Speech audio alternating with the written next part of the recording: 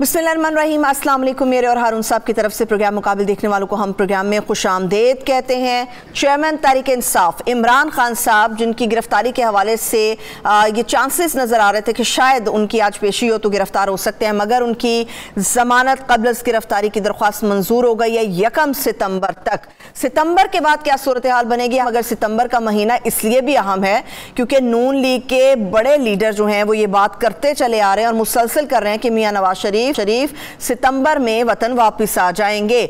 सियासत के अंदर होने वाली पेशरफ्त के ऊपर हारून साहब का तज्जिया होगा, मगर जब हम सैलाब की तबाहकारियों के ऊपर जाएंगे, हम देख रहे हैं कि हर तरफ आहो बका का मंजर है।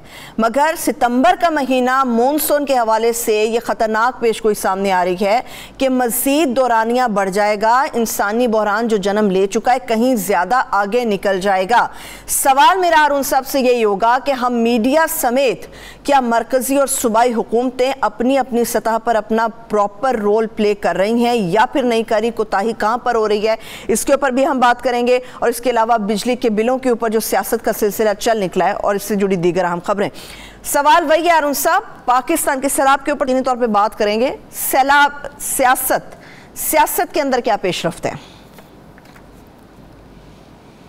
सियासत में वही है, नवाज शरीफ साहब वापस आना चाहते हैं। उनकी जो शरात है मैं बताऊंगा, जो पेशकशें वो कर रहे हैं वो भी आप शेयर करूंगा। मुझे लगता है ना नौमन तेल होगा ना राधा नाचेगी, आसानी से बहरहाल नहीं होने का। शहबाज शरीफ साहब चीफ मिनिस्टर रहना चाहते हैं। पैगामात के कुछ तबादले हुए हैं इनडायरेक्टली मुख्तलिफ लोगों के तबस्से से। जरदारी साहब, इमरान खान, नवाज शरीफ के दरमियान बीच में गुफ्तगू भी जारी है। इमरान खान साहब जो है सितंबर में तूफ़ान उठाना चाहते हैं, लेकिन मेरा ख्याल है कि शायद नवंबर तक चला जाएगा मामला, चूँकि अब उन पर बहुत शदीद दबाव आया है कि वो सैलाब ज़दगान की मदद करें। वो इस पोजीशन में या तो फ़ौज कर सकती है या वो कर सकते हैं। बाकी तो आसानी से किसी को लोग डोनेशन देने के लिए तैयार नहीं, ना किसी का माजी का रिकॉर्ड ऐसा है। तो ज़्यादा जो तकलीफ़ दह चीज़ है वो सैलाब है, और सियासी जमातों से ज़्यादा, हुक्मरानों से ज़्यादा मैंने 2 दिन बहुत ठंडे दिल से इस पर गौर किया है। हम उसके ज़िम्मेदार हैं, हम मीडिया, हम माहौल बनाते हैं। हमें सियासत का ऐसा चस्का पड़ा हुआ है सनसनी फैलाने का, और आसान काम ये बहुत है। फ़लाँ ने फ़लाँ को ये कह दिया, फ़लाँ ने ये कह दिया, फ़लाँ ये साजिश कर रहा है, फ़लाँ ने ये मंसूबा बनाया, फ़लाँ के साथ फ़लाँ मिल गया, फ़लाँ पार्टी में ये इख्तलाफ हो गया, इसी में लगे रहे हम। 3 करोड़ आदमी मुतासर हुए हैं, कम से कम 3 करोड़। 5100 गाँव सिर्फ सिंध में तबाह हो गए हैं, सैकड़ों बलूचिस्तान में तबाह हो गए हैं। बलूचिस्तान में 25 डैम इस तरह उड़ गए जैसे कच्चे मकान उड़ जाते हैं। आप अंदाज़ा लगाइए, डैम उछल तो सकता है, उसमें से पानी कभी तबाह भी हो सकता है। और बहुत सारी तफसील में बताता हूँ, कुछ चीज़ें जो हैं ज़ाहिर है याद नहीं रखी जा सकती, मैंने लिखी हैं तफसील के साथ। कितनी तहसीलें, कितने अजला आफत ज़दा हैं। लोग दरख्तों की टहनियों पे बैठे रहे, छतों पे बैठे रहे, मस्जिदों में चले गए, अब पहाड़ों पे जाके पनाह ली है, टीलों पे चले गए हैं, और बहुत से कच्चा मकान तो कोई बचा ही नहीं है। 15-20 लाख मकान मेरा ख्याल है तबाह हुए। अब फिगर्स आएंगे तो पता चलेगा जी। और किसी को उसकी परवाह नहीं है। आप एक सूबे में देख लें, महमूद खां के बारे में शुरू से ये कहा जा रहा था बिल्कुल सही तौर पर कि वो कोई अच्छे हुक्मरान नहीं है, वो खटक साहब से खुश नहीं थे। अब तो शायद आजकल तो खुश हैं खान साहब कि वो असर्ट करते थे ज़्यादा, तो वो कंप्रोमाइज़ कैंडिडेट के तौर पे उन्होंने बना दिया। उनसे क्या उम्मीद हो सकती है, उनमें कोई कुव्वत फैसला है ही नहीं। वो कुदूस बजिंजो साहब तो दफ्तरी तशरीफ़ लाते हैं ताख़ीर से, और उनके लोग जो हैं वो वेलफेयर की तंजीमों से रब्ता कर रहे हैं। भाई हुकूमत आपकी है, रुपया आपके पास है, मशीनरी आपके पास है, सिविल सर्विस आपकी है, पुलिस आपके पास है, लेवीज आपके पास हैं, रेंजर्स वहाँ FC के लोग मौजूद हैं आपकी मदद करने के लिए। कोई मेरा ख्याल है प्रॉपर मीटिंग भी नहीं की। सिंध में वो कह रहा, कल शर्जील का मैंने आपको सुनाया था, मैं हक्का बक्का ही रह गया शर्जील में। मैंने कहा बिलावल भुट्टो घर घर जा रहे हैं। कौन से घर में वो गए हैं? 14 साल से हुकूमत है, 14 साल से पीपल्स पार्टी की, 14 साल से, और कूड़ा नहीं उठा सकते कराची का, तो उनके लिए क्या करेंगे? और वसाइल के एतबार से तनासुब अगर देखा जाए तो सिंध में सबसे ज़्यादा है। वो एक अकाउंटेंट हैं मुराद अली शाह, जो उनको इशारा किया जाता है, वो बयान दे रहे हैं हमारे पास 46,000 खेमे थे, हमने बांट दिए, अब हमें 10 लाख खेमे चाहिए, अब हम क्या करें? भाई आपको कराची के बिजनेस में चंदा नहीं देंगे, आपकी ये साख ही नहीं है। अक्सर का ये हाल यही है तंजीमों का। तो वो इमरान खान साहब पे बहुत दबाव है। मुल्क भर से मुझे भी मैसेजेस मिले हैं और अखबार नवीसों को भी मिले हैं, हर कोई चीज़ कह रहा है खान साहब से। और आज उन्होंने ऐलान कर दिया, लेकिन उन्होंने कहा पार्टी के लोग करें। पार्टी का काम नहीं है ये। मुझे याद है 2005 का ज़लज़ला आया तो मैं उनके पास गया और मैंने उनसे कहा कि आप कहाँ थे, क्या कर रहे थे? उन्होंने कहा यहीं था, कमरे में था, मैं तो यहीं पड़ा रहा। मैंने कहा लोग तो सारे निकल आए थे, मेरा ख्याल मैं और आप 2 ही आदमी हैं जिन्होंने ये हमाकत की कि कमरे में पड़े रह गए। और ज़मीन लरज़ रही थी, बहुत बुरी हालत थी, आपको पता है कितनी इमारतें तबाह हुई और क्या बुरी हालत थी। तो मैंने उनसे कहा खान साहब कुछ करें, कुछ करें। तो कहने लगे जी क्या करें जी, पार्टी के लिए भी चंदा जमा करते हैं, शौकत खानम के लिए करते हैं, निमल का भी मेरा ख्याल शुरू नहीं हुआ था, कुछ काम शुरू हुआ था शायद। तो मैंने कहा भाई ये सवाल नहीं है, सवाल ये है कि खुदा पैसे गिनता है कोई, सवाल ये कि आप करते क्या हैं। आप अंदाज़ा लगाएं कि ईद वाले दिन मैंने उन्हें वादा किया, वहाँ जाने पे मरहूम एहसन रशीद थे, यासीन मलिक साहब थे साथ, और भी एक आध दोस्त शायद था। ईद वाले दिन गए मुजफ्फराबाद, वहाँ जायज़ा लिया, आगे एबटाबाद की तरफ भी गए, वहाँ अपना दूसरी बहुत सी जगह बालाकोट भी गए, बहुत सी जगह सारे दिन खाना भी नहीं खाया, शाम को जाकर खाना खाया, नाश्ता भी नहीं किया। और नतीजा क्या निकला? 10,000 शेल्टर होम्स तामीर किए। 10,000 शेल्टर होम्स तामीर किए। जब वो निकले बाहर, खान साहब का ये मसला है, वो देर तक सोचते रहते हैं, मगर जब फैसला कर लेते हैं। तेरे बलूचिस्तान में उन्होंने किया था, 5 दिन लगाए थे जब खुश्क साली हुई थी और काफ़ी इमदाद वहाँ दी थी। उस वक्त इतनी पार्टी की हैसियत तो नहीं थी और बलूचिस्तान में तो बिल्कुल ही नहीं थी। और कुछ जमात इस्लामी ने काम किया था उस वक्त, जमीयत उलमा इस्लाम ने बिल्कुल नहीं किया था, तिनका तोड़ के भी दौरान कराची के बिजनेसमैन ने किया था। देखिए ये 2005 से के मुकाबले में बहुत बड़ी तबाही है और इतनी ही बेहिसी है। पंजाब में सिर्फ ये है कि चौधरी पर पंजाब में नुकसान कम है, भी पंजाब में बहुत ज्यादा है जी, ओवरऑल पंजाब में कम है कि एक इन्होंने नवाज शरीफ साहब ने कहा 25,000 रुपये देंगे। 25,000 रुपये से क्या होता है जी? एक सैलाबज़दा ख़ानदान जो है 25,000 रुपये से क्या करेगा? इससे ज़्यादा पैसे तो एहसास प्रोग्राम में दिए जा रहे हैं। चौधरी परवेज़ इलाही ने अलबत्ता ऐलान किया है, मुतहर्रिक वो भी नहीं हुए। मैं आपसे अर्ज़ करता हूँ क्यों नहीं हुए। 10 लाख रुपए जहाँ कोई सैलाब की नज़र हो, जहाँ हक हो गया है, 3 लाख ज़ख्मी के लिए, 5 लाख पक्के मकान के लिए, 4 लाख कच्चे मकान के लिए कुछ ना कुछ 1-2 कमरे बन सकेंगे, तलाफी तो नहीं हो सकेगी। बाकी तो सिंध की हुकूमत ने तो कुछ नहीं किया अभी तक, मेरे इल्म में नहीं है। पख्तूनख्वा की हुकूमत ने भी, उन्होंने भी देखिए सियासत में उलझे रहे। जरदारी साहब जो हैं, जो वक्त था काम करने का, उसमें अब कहते हैं कि जी काम करेंगे और ये करेंगे वो करेंगे। उस वक्त तो आप जोड़ तोड़ में लगे हुए थे पंजाब की हुकूमत बनाने में। पंजाब की हुकूमत इसी में लगी रही। हमजा साहब आ रहे हैं, हमजा साहब जा रहे हैं, निगरान वज़ीर आला बन गए, निगरान वज़ीर आला बन गए। एक इलेक्शन हुआ, दूसरा इलेक्शन होगा और खरीदो फरोख्त हो रही है और ज़िमनी इलेक्शन हो रहे हैं और इसी में फंसे रहे। अब चौधरी परवेज़ इलाही इनमें सबसे ज़्यादा समझते हैं चीज़ों को और सबसे ज़्यादा क़ुव्वत फ़ैसला रखते हैं, लेकिन उनकी उम्र 76 बरस है। उन्हें कमेटी बनानी चाहिए थी, मैकेनिज्म बनाना चाहिए था। 1-2 नौजवान वजीर जो 3-4 वजीर, 1-2 अफसर। फिर वहाँ एक मसला और है, क्या? चीफ सेक्रेटरी का मसला है। अब इमरान खान साहब वैसे तो चीफ सेक्रेटरी की तारीफ़ करते हैं कि अच्छा ईमानदार आदमी है, लेकिन ये है कि वो बदलना चाहते हैं, अपना आदमी वहाँ लाना चाहते हैं ताकि वो कोई सिविल सर्विस पे गिरफ्त हो और कुछ काम दाम हो सके। चौधरी परवेज़ इलाही का नुक्ता नज़र बिल्कुल मुख्तलिफ है।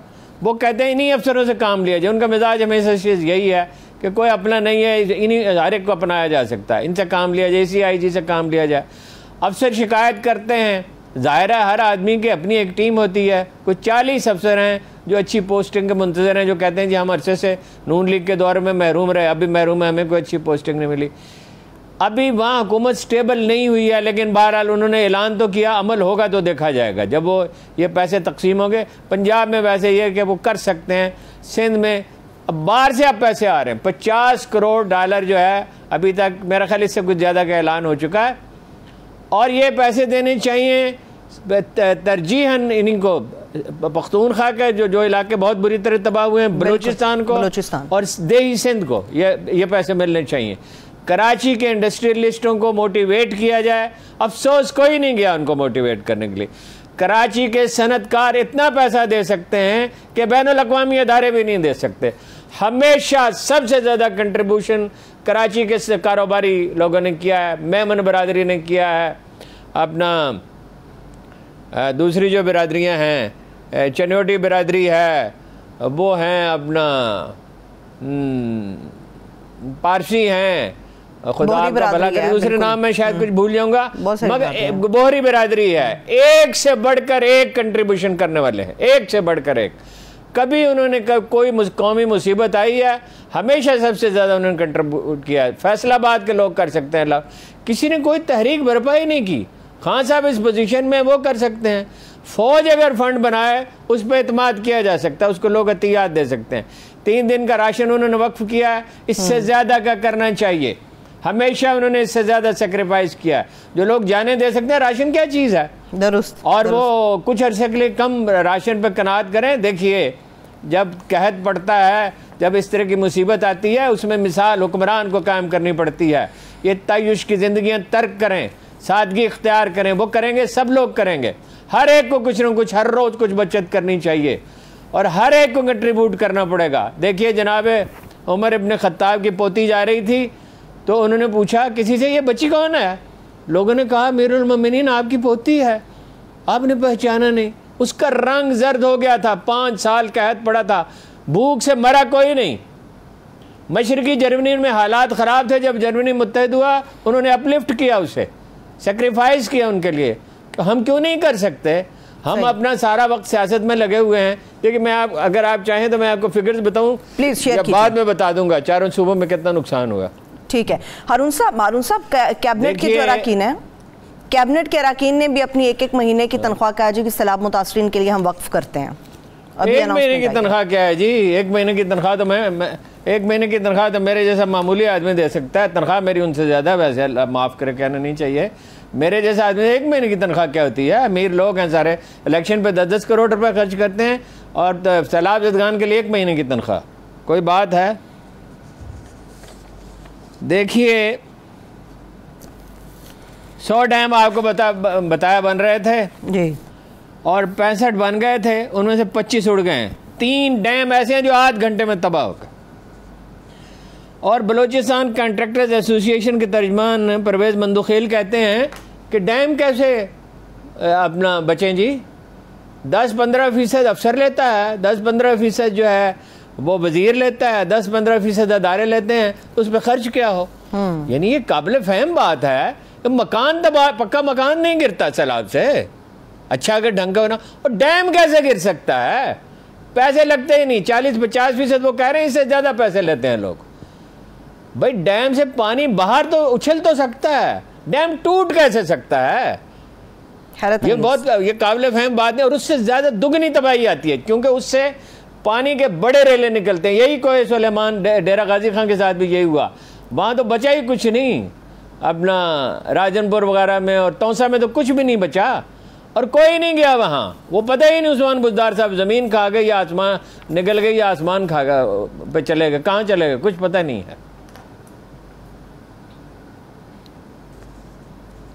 वो कहते हैं वस्ते एशिया की कहावत है कि वो बर्फ़ पे वादे लिखते हैं और फिर उसे धूप में रख देते हैं। ये जून जुलाई में पेशीन गोई थी, हम भी कहते रहे, माहिरीन ने तो खैर बहुत सो ने लिखा। एक हमारा ये जो ठेकेदारी निज़ाम है, ये लानत अब ये देखना चाहिए ना, ये जो क़यामतें गुजर गई, ये कई साल की मानते थे, ये यकायक नहीं हुआ।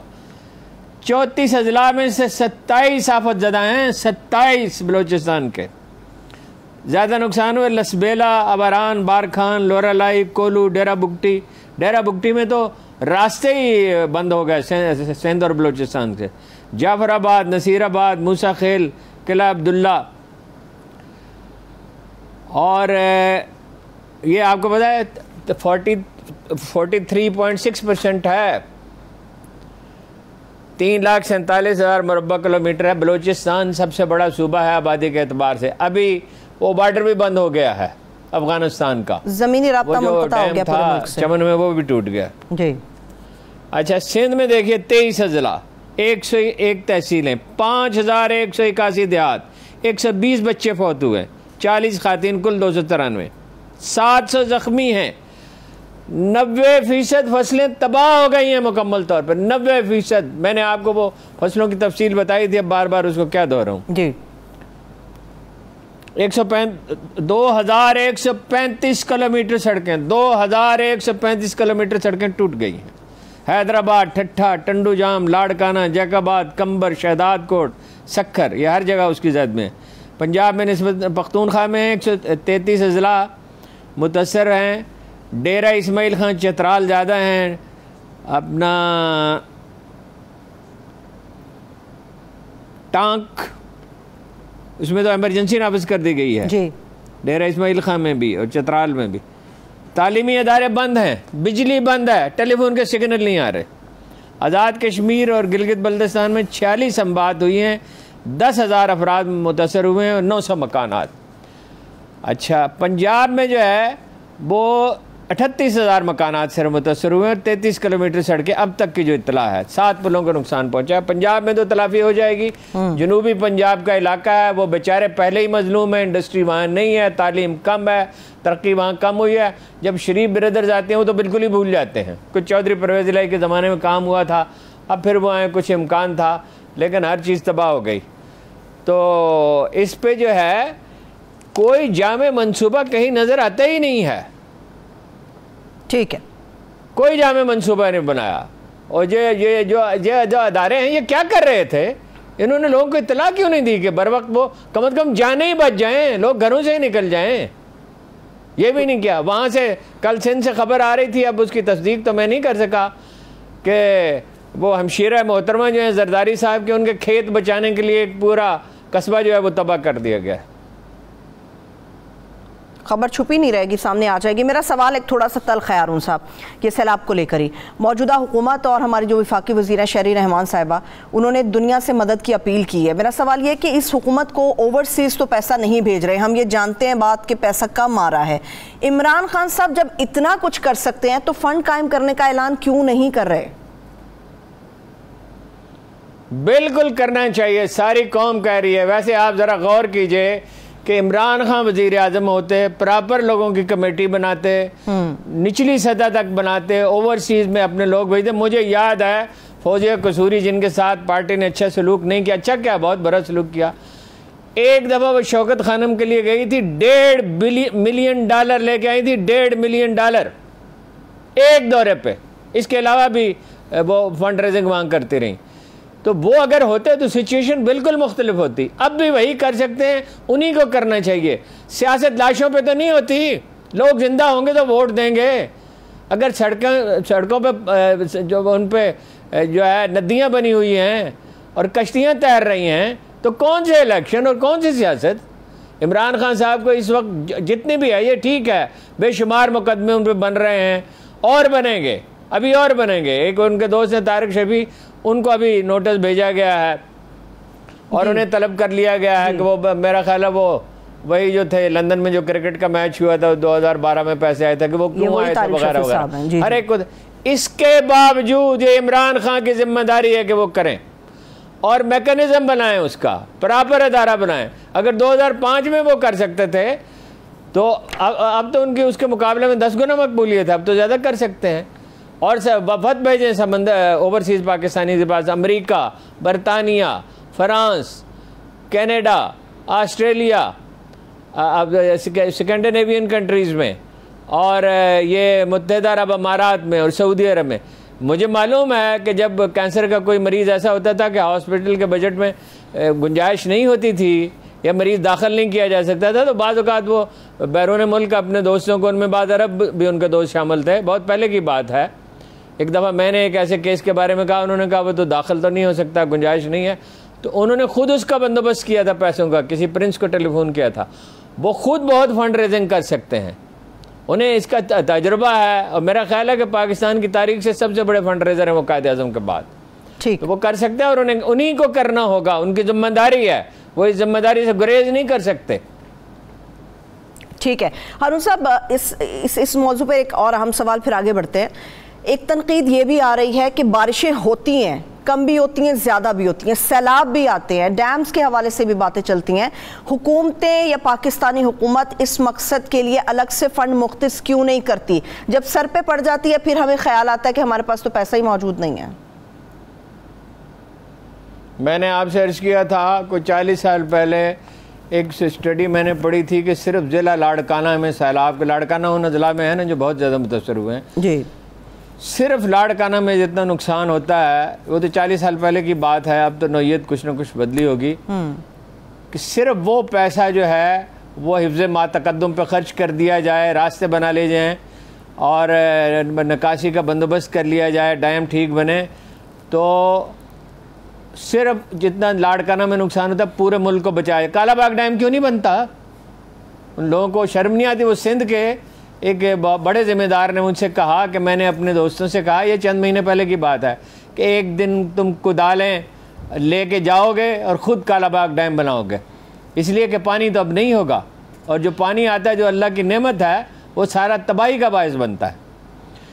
ना तो प्रॉपर अदारे बनाए हैं, ना उन्हें पूरे इख्तियारात दिए हैं, ना कोई सिस्टम है। मुझे याद है 2005 के ज़लज़ले के बाद, 2010 के ज़लज़ले के बाद मैंने 2 चीफ मिनिस्टर से पूछा अब नाम क्या लेना है, कि आपको इत्तला थी? उनको कोई इत्तला नहीं थी। मैंने चेक किया जाके महकमा मौसमियात के दफ्तर में जाके, उसके सरबराह से हफीज़ साहब होते थे, उन्होंने कहा ये देखिए, उसी वक्त इत्तला दी थी, उसी वक्त इसी तरह ज़लज़ले की इत्तला दी थी। अब ये लोग, इनका हाल ये है कि इनको इत्तला दी जाए तो इनका स्टाफ इन्हें अगर बताता नहीं है। वो तो एक तो वाकई ये हुआ कि सिंध के चीफ मिनिस्टर का मुझे तो पता ही नहीं था, 2005 का मैं बता रहा हूँ आपको, तो वो उनको साथ लेके गए हफीज़ साहब को, शौकत अजीज़ उस वक्त प्राइम मिनिस्टर थे, और उनसे कहा कि बताइए इनको कब आपने इत्तला दी थी और वो शर्मिंदा हुए। कोई प्लानिंग है नहीं, दर्द नहीं है जी, एहसास नहीं है। फलक ने उनको अता की है खाजगी के जिन्हें खबर नहीं रवश बंदा परवरी क्या। दर्द हो, कोई एहसास हो तो तब है ना। दर्द एहसास की आप बात कर रहे हैं, वो तो मौजूदा हुकूमत और जितनी भी सूबाई हुकूमत या अलाइस की गवर्नमेंट है पूरी, वही कह रही दर्द हमें है, इमरान खान साहब सिर्फ अपनी सियासत चमका रहे हैं। उन्होंने दर्द में किया क्या है? इमरान खान तो अब काम करेंगे तो फिर हम उसके बारे में राय देंगे। इमरान खान ने तो शौकत खानम हॉस्पिटल बनाया ना, निमल कॉलेज बनाया ना, इमरान खान ने तो जलजला जदगान की आपको बताया ना, 10,000 शेल्टर होम्स बनाए। इन्होंने क्या किया है? कौन सी सियासी पार्टी है सवाए जमात इस्लामी की जिसने कोई काम? जमात इस्लामी दाद की मुस्तहिक है, हर कहीं उनके लोग पहुँचे हैं। जिस तरह 2005 में जमात उद दावा वालों ने डट के काम किया था, और इदारे भी काम कर रहे हैं। सब के बारे में हम नहीं जानते, जैसे जैसे मालूमात मिलेंगी हमारा फ़र्ज़ है कि हम लोगों को बताएं, लेकिन जमात इस्लामी ने सबसे ज़्यादा काम किया है। और किसी पार्टी ने, पीपल्स पार्टी क्यों नहीं पैसे जमा करती? कितने खरबपति हैं उसमें, कितने अरबपति हैं, कितने करोड़पति हैं? नून लीग क्यों नहीं करती? नून लीग ने 2000 की खुश्क साली में बलूचिस्तान में भी सिर्फ 10 लाख रुपए भेजे थे। ये क्या बात है? इमरान खान की इतनी सी पार्टी थी, उस वक्त भी उन्होंने 50 लाख रुपए दिए थे और दौरा भी किया था सारे मुल्क का लोगों के। इसी तरह आज़ाद कश्मीर में भी किया था, पख्तूनख्वा में भी किया था, जब भी कोई मुश्किल वक्त है। सही है, ठीक है। अब वैसे भी वो कल डेरा गाजी खान और राजनपुर का भी दौरा करने जा रहे हैं, सैलाब ज़दा इलाके में। एक ब्रेक से वापस आते हैं, फिर कंटिन्यू करते हैं। एक छोटी सी ब्रेक लेते हैं, ब्रेक से वापस आएंगे। जिस तरह से हारून सबर ब्रेक किया है कि आसिफ अली जरदारी साहब, मियां नवाज शरीफ साहब और इमरान खान साहब के दरमियान पैगामात का तबादला हुआ है। इससे मुतालिक सितंबर का महीना, नवाज शरीफ साहब की वापसी और फैसलाबाद से मिलने वाली अजीब व गरीब खबरें, इसके ऊपर बात करेंगे। हमारे साथ रहिए। ब्रेक के बाद एक बार फिर से प्रोग्राम में हम आपको खुश आमदीद कहेंगे। हारून साहब, प्रोग्राम के पहले हिस्से में आपने खबर दी थी कि तीनों रहनुमाओं के दरमियान पैगामात का तबादला हुआ। इमरान खान साहब, आसिफ अली जरदारी साहब और नवाज शरीफ साहब, कैसे पैगामात, और क्या खान साहब उन पे एग्री कर जाएंगे? नहीं, मैं अभी ये नहीं कह सकता। बराह रास्त पैगामात एक दूसरे को नहीं भेजे हैं उन्होंने, ज़ाहिर है इस तरह के ताल्लुकात नहीं हैं, लेकिन बीच में कुछ लोग हैं जो कोशिश कर रहे हैं। आप भी गैस कर सकते हैं, मैं भी गैस कर सकता हूँ, लेकिन ये कि कोई कुछ ना कुछ गुफ्तगू हो रही है, इस्टेब्लिशमेंट से भी हो रही है। जो उन्होंने कल हरीपुर में जलसे से खिताब किया, उसमें आपने देखा है कि उन्होंने इस्टेब्लिशमेंट को हदफ बनाने से इनकार किया जी। लेकिन वो अपना नवाज शरीफ साहब आना चाहते हैं और वो चाहते हैं कुछ माहौल साजगार हो। लेकिन वो बड़ी बड़ी कुछ शख्सियात को बड़ी पेशकशें वो कर रहे हैं, उसकी तफसील किसी वक्त आपको बताऊंगा कि ये फ़लाँ को एक्सटेंशन दे दूंगा, फ़लाँ को ये दे दूंगा, फ़लाँ को ये कर दूंगा, मगर शर्त उनकी कमाल है कि मुझ पर तो सारे मुकदमात ख़त्म किए जाएँ, सारी पाबंदियाँ हटाई जाएँ, इमरान खान को जो है वो निकाल दिया जाए सियासत से। ये है उनकी शर्त। अब नौमन तेल होगा, क्या होगा, तब राधा नाचेगी। उधर दूसरी तरफ सूरत हाल ये है कि शहबाज शरीफ साहब को तो चस्का लग गया वजारत उज़्मा का, वो तो अब बात ही नहीं करते इसके सिवा के अगले साल इलेक्शन होगा।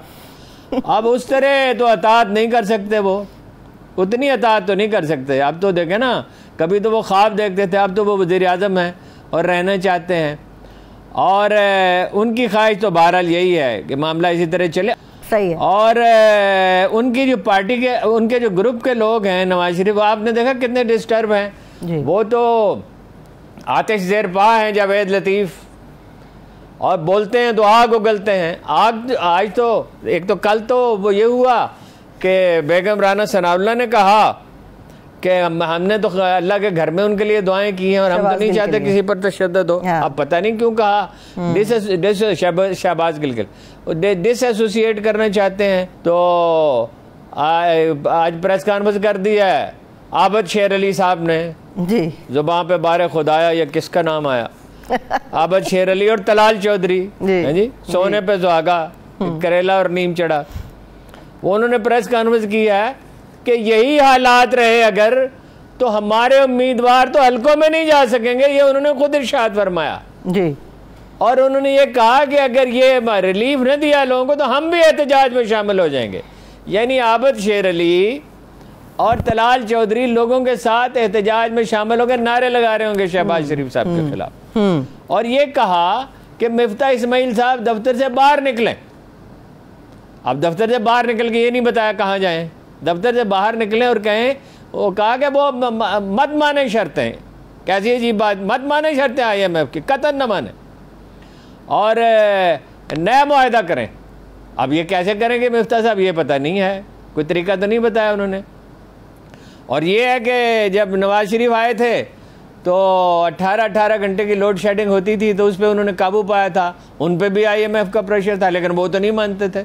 अब ये पता नहीं किस बुनियाद पे वो कह रहे हैं कि नहीं मानते थे, वो तो हालात ही बिल्कुल मुख्तलिफ थे। आज के हालात मुख्तलिफ है, मुल्क सैलाब में डूबा हुआ है, कर्जे इतने चढ़े हुए जिसकी कोई हद नहीं है, पैसे देने वाला कोई है नहीं। और IMF की तो राना सनाउल्लाह ने कहा गरिबान से पकड़ के शर्तें मनवा रहे हैं। यही बात बल्फाज दीगर मौलाना फजलुर रहमान ने कही जी। और वो ऐसा लगता है कि पार्टी में बिल्कुल दो धड़े हैं, एक दूसरे को गवारा भी करते हैं, एक दूसरे को नापसंद भी करते हैं, कुछ तो एक दूसरे से नफरत भी करते हैं। सही है। लेकिन अरुण साहब, किसी ना किसी तौर पे शहबाज शरीफ साहब का मुस्तकबिल जो है वो वजारत उज़्मा पर रहने के लिए नवाज शरीफ साहब से जुड़ा हुआ है। अब मेरा सवाल फिर वही है और बार बार पूछती हूँ, जितनी आसानी से उनकी वापसी की बात करते हैं, क्या उतनी आसानी से वो आ भी सकेंगे? ना वो आसानी से आ सकते हैं, आ सकते हैं, ये मैं नामुमकिन तो कुछ कोई चीज़ नहीं होती। पाकिस्तानी सियासत के बारे में क्या कहा जा सकता है। और ना आसानी से इमरान खान डिस्क्वालीफाई हो सकते हैं। आपने देख लिया दोनों जगह आज उनकी जमानत हुई, आपने देख लिया कि वो किस कदर मुतमिन थे। मैंने जितने कानूनदानों से बात किया है, जितने अखबार नवीसों से बात किया है, जो उसमें से मोतदल मिजाज समझदार लोग हैं, वो कहते हैं ना तौहीन अदालत पर सज़ा हो सकती है। जब उन्होंने वजाहत कर दी कि हमने कानून के मुताबिक कार्रवाई करेंगे, और कानून के मुताबिक कार्रवाई की भी, मुकदमा दायर कर दिया। और इसी तरह वो टेररिज्म का तो खैर बिल्कुल ही नाकाबिल फ़हम है। बाकी तो जो अदालत हुक्म दे, जो पंचों का जो है वो हुक्म सर आँखों पर। लेकिन ये आसान नहीं है इमरान खान को नायल करना और नवाज शरीफ साहब के लिए रास्ता खोलना। और अगर इमरान खान के खिलाफ कोई कार्रवाई, उसके बाद तो तकरीबन नामुमकिन हो जाएगी नवाज शरीफ की एंट्री। सही है। और इमरान खान के खिलाफ कार्रवाई हुई तो एहतजाज इतने बड़े पैमाने पे होगा, लोगों को उसका कोई अंदाज़ा नहीं है, कतन कोई अंदाज़ा नहीं। ठीक है।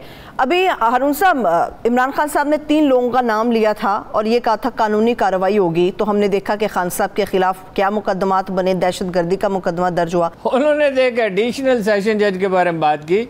ये तो चीफ जस्टिस साहब को मालूम है कौन चीफ जस्टिस, पाकिस्तान की तारीख के जो इंतहाई नेक नाम चीफ जस्टिस थे, ये खोसा साहब के बारे में इरशाद हो रहा है। तो इस पर तबसरे की क्या ज़रूरत है? इस तरह के तो बेशुमार क्लिप हैं, इनके वालिद गिरामी के भी हैं, निहाल साहब के तो खैर हादी है, जजों को कहा तुम रहोगे कहाँ, राना सनाउल्लाह साहब के भी इसी तरह के हैं, तुम यहाँ कहाँ रहोगे। इसीलिए तो वो मियाँ वाली में भी मुकदमा दर्ज हो गए हैं जी, और कहाँ पे हो गए हैं, पेशावर में भी कल हमने जिक्र किया था, पेशावर में भी दरख्वास्त दी हुई है राना सनाउल्लाह के खिलाफ भी, और भी गुजरात में राना सनाउल्लाह साहब के खिलाफ मुकदमा दर्ज हो गया हारून साहब, या गुजरात में भी हुआ था जी। ठीक है, कल हारून साहब कल के प्रोग्राम में आपने ये बात की थी मार्शल के हवाले से जब हमारी गुफ्तगू हुई थी, क्या आप संजीदगी से आज भी इसी बात पर कायल हैं, समझते हैं कि सूरत हाल ऐसी रही तो ये तीसरी कुव्वत यानी मार्शल की तरफ जा सकती है सूरत हाल? नहीं, ये पीडीएम के कुछ लोगों की ख्वाहिश है कि मार्शल नहीं लग सकता। देखिए ना, इमरान खान के खिलाफ मुकदमात बने जिसपे मौलाना फजलुर रहमान अभी उस पर बात करते हैं, वो कह रहे हैं सहूनी साजिश है जी, आलमी प्रेस उसके साथ है, अक़वाम मुत्तहिदा उसके साथ है, दुनिया भर की जो मगरबी ताकतें उसके साथ है, उसको ला रही हैं। तो वो अपना दहशत गर्दी का मुकदमा बना तो 30-40 दुनिया के अखबारात में लिखा गया, Washington post, New York times, writer, CNN, BBC, कोई दुनिया का काबिल, रूसी टेलीविज़न, कोई दुनिया का काबिल ज़िक्र अखबार और अदारा नहीं है। गल्फ़ न्यूज़, अरब न्यूज़, हर दुनिया के अखबार में उस पर छपा है। तो ये इतना बड़ा, इसी पे इतना बड़ा हंगामा हो रहा है। तो मार्शल के तो फौज के अंदर तो मेरा ख्याल ऐसी कोई सोच नहीं पाई जाती, लेकिन पीडीएम पे ऐसे लोग मौजूद हैं जो चाहते हैं, मेरा ख्याल है मौलाना फजलुर रहमान तो यही चाहेंगे, इतने तैश में हैं और इतना शदीद नफरत का वो इजहार करते हैं कि उनका एक ही मसला है, और एक हद तक जरदारी साहब किसी तरह इससे जान छूटे इमरान खान। सही, ठीक है, चले ब्रेक की तरफ चलते हैं। ब्रेक में वापस आएंगे, कह रहे हैं इसराइल की मायदा असल है इसका, मैं इस पे ज़रा तफसील से आती हूँ सब। ब्रेक से वापस आके बताएंगे नून लीग के एहसन इकबाल साहब जिन्हें प्रोफेसर के तौर पे जाना जाता है, वो भी हर दूसरे चौथे रोज़ एक नया छक्का छोड़ते हैं। इसके ऊपर बात होगी, मैशत की बात होगी, और लंपी स्किन जानवरों की बीमारी, पाकिस्तानी गवर्नमेंट क्या सोच रही है। हमारे साथ रहिए। ब्रेक के बाद एक बार फिर से प्रोग्राम में हम आपको खुश आमदेद करेंगे। मौलाना फजलुर रहमान साहब से मुतालिक जब हारून साहब ने बात की कि किस तरह से वो वाकई ये बात कर रहे हैं कि इमरान खान साहब के पीछे या उनकी पुष्ट बनाई सहूनी लॉबी कर रही है। अब मौलाना फजलुर रहमान फरमाते हैं कि जब से सलमान रुश्दी का वाक़या हुआ है, सहूनी कुव्वतें, आलमी प्रेस, अक़वाम मुत्तहिदा, सब इमरान न्याजी उसको कहते हैं चिढ़ाने के लिए, हालांकि उसमें चिढ़ने की क्या बात है, चिढ़ाने की क्या बात है। इमरान न्याजी के पीछे आके खड़े हो गए हैं, पर लीडर तो आपके गए वहाँ पे। और मौलाना शिरानी कहते हैं कि यहूदियों से आपकी मुलाकातें हुई हैं, सद्दाम हुसैन से आप मिलते थे, और कर्नल गद्दाफी से आप मिलते थे, और सऊदी इंटेलिजेंस के चीफ से आपकी मुलाकात हुई थी, और उर्दन आप तशरीफ़ ले गए थे। तो इमरान खान की क्या, सलमान रुश्दी के वाक़े का तो कोई ताल्लुक़ ही हमारी सियासत से नहीं है। उस मलून के बारे में हर एक ने वही बात की, तमाम लोगों की एक ही राय है। इमरान खान के बारे में गलत फहमी पैदा करने की कोशिश की गई, वो फ़ौरन ही लोग अखबार नवीसों ने रफा कर दी कि ये तो इसलिए सिर्फ इंडिया के एक सेमिनार में नहीं गए थे जिसके लिए उन्हें जहाज़ भेज रहे थे वहाँ से एक अदारा।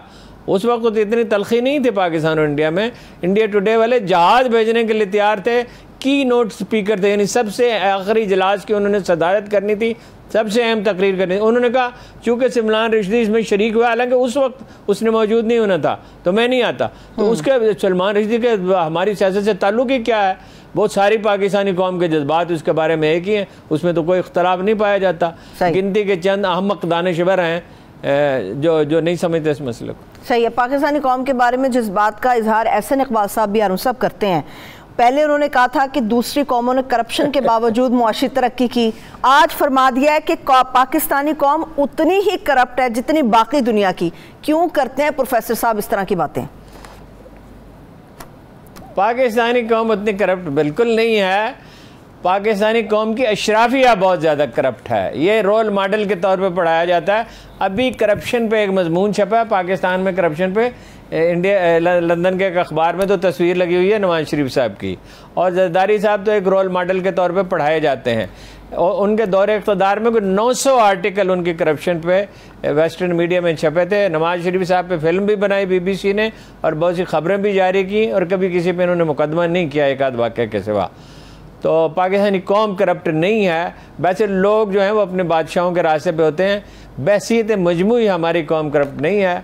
हुक्मरानों की वजह से फैलती है, रिश्वतसानी का कल्चर इनकी वजह से है, सिविल सर्विस की वजह से है, पॉलिटिशियन की वजह से है, जागीरदारों की वजह से है, टैक्स खोरी का कल्चर इनकी वजह से है। वो बचगाना बातें करते हैं, अरस्तू बनने का उन्हें शौक़ है, चीज़ों का उतना फ़हम है नहीं, अपने कद से और अपने फ़हम से ज़्यादा बड़ी बात करते हैं। सही है। आखिरी 30 से 40 सेकंड है अरुण साहब, करप्शन से याद आया, वर्ल्ड बैंक से $3 करोड़ का कर्जा क्यों मांगा है लंपी स्किन बीमारी के खात्मे के लिए? सुना तो था कि कम हो गई है। नहीं, वो तो हर वायरस की एक उम्र होती है ना। माहिरीन कह रहे हैं कि वो लहर अब ख़त्म हो रही है और $3 करोड़ का अगर कर्जा इन्हें मिलेगा तो उसकी गाड़ियाँ खरीदेंगे, दफ्तर बनाएंगे, उसे अपना अलाउंसेस लेंगे, उसका फ़ायदा उठाएंगे। भाई अपने वसाइल से उसका मुकाबला करें। पाकिस्तानी डॉक्टर इस काबिल भी नहीं है वैक्सीन बना सकें, नहीं बना सकते तो अपने दोस्त मुल्कों से मदद ले सकते हैं, चीन से ले सकते हैं, कहीं से भी मदद ले सकते हैं। आखिर हमने उसको कोरोना को फाइट किया है तो इसको क्यों नहीं फाइट कर सकते? चलिए, ये दम भी तोड़ रहा है ये भाई। बहुत शुक्रिया, बहुत शुक्रिया। थैंक्स साहब। देखने वालों को शुक्रिया। अपना ख्याल रखिए। खुदा हाफिज़।